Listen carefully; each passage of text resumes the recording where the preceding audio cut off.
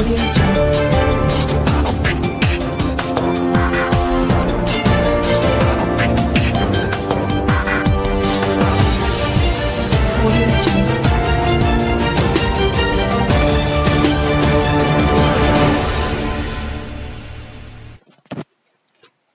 Z news অসমৰ সমূহ দৰ্শকলৈ আমি স্বাগতম জনাইছোঁ। শাওণ মাহৰ আজি প্ৰথমটো সোমবাৰ। শাওণ মানে ভৰপক বাৰিষা। শাওণে কঢ়িয়াই আনে আশাৰ বতৰা। যদিও সকলোতে এতিয়া কৰোণা মহামাৰীৰ বিভীষিকা, তাৰ মাজতে প্ৰলয়ংকাৰী বানৰ তাণ্ডৱ, তৎসত্ত্বেও আশাৰ সপোন লৈ কৃষক ব্যস্ত হৈ পৰিছে পথাৰত। হয়, এয়া চিপাঝাৰ সমষ্টিৰ হাল্লাৰ এখন জীয়া ছবি। বুকুত সপোন ৰচি আনন্দ উলাহৰ মাজেৰে শুই ৰুইছে পথাৰত ৰোৱনীয়ে। কৃষকৰ কোনোৱে যদি কঠীয়া দিছে, কোনোবাই দিছে পথাৰৰ আলি। তাৰ মাজতে ৰোৱনী কৃষকৰ বাবে কোনোৱে আনিছে চাহ জলপান কল। এক নান্দনিক দৃশ্যই মোহিত কৰে পাথৰিঘাট ৰাজচক্ৰৰ হাল্লা গাঁৱত।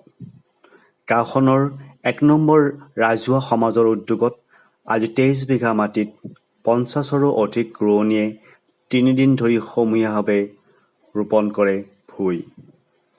প্ৰায় ৭০ ঘৰ পৰিয়ালে পুঁজি চহকী কৰা আৰু উন্নয়নৰ মানসিকতাৰে গ্ৰহণ কৰা এনে পদক্ষেপ আদৰণীয় আৰু অনুকৰণীয়। A to Z news Assam. আচলতে আমি পথাৰত আজি লকডাউনৰ মাজতো পথাৰত থাকিব পাই সঁচাকৈ বৰ আনন্দিত।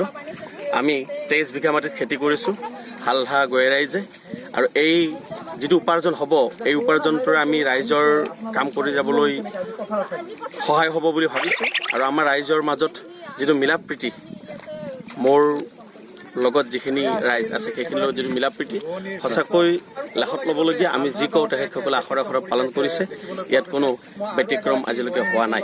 আৰু বৰ্তমান লকডাউনৰ যুগতো পথাৰত নামি সঁচাকৈ বৰ আনন্দিত পাইছোঁ। আচ্ছা, এই ধানখিনি ৰুই ধৰিয়াৰে যিখিনি ৰাহি হোৱা ধন, সেই ধনেৰে আপোনালোকে কি গোটেই ধন উন্নয়ন কাম কৰিব?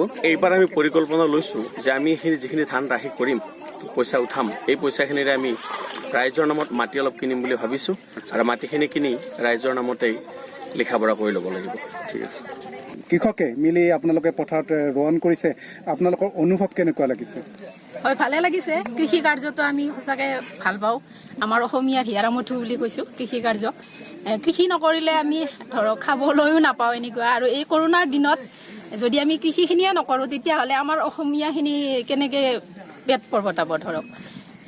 সেই গতিকে গোটেইখিনি আমাৰ এই হালধা গাঁৱৰ গোটেই পুৰুষ মহিলাখিনি লগ লাগি আমাৰ এই ২২ বিঘা মাটি এই কৃষি কাৰ্যখিনি কৰা গৈছে। আৰু প্ৰত্যেক বছৰে এনেকে আগলৈ কৰি থাকিব বুলি মই। আপোনালোকে যথেষ্ট উৎসাহেৰে খেতি পথাৰত নামা দেখা পোৱা গৈছে। যদিকে এই উৎসাহৰ সময়তে এই আপোনাৰ পৰা এটা বিহু গীতৰ কলি শুনিব বিচাৰো, তেতিয়া আপুনি গাই দিব পাৰিবনে? হয়। অতি কৈছে নে হৰ মুগাৰে মহুৰা, অ তাতো কৈছে নে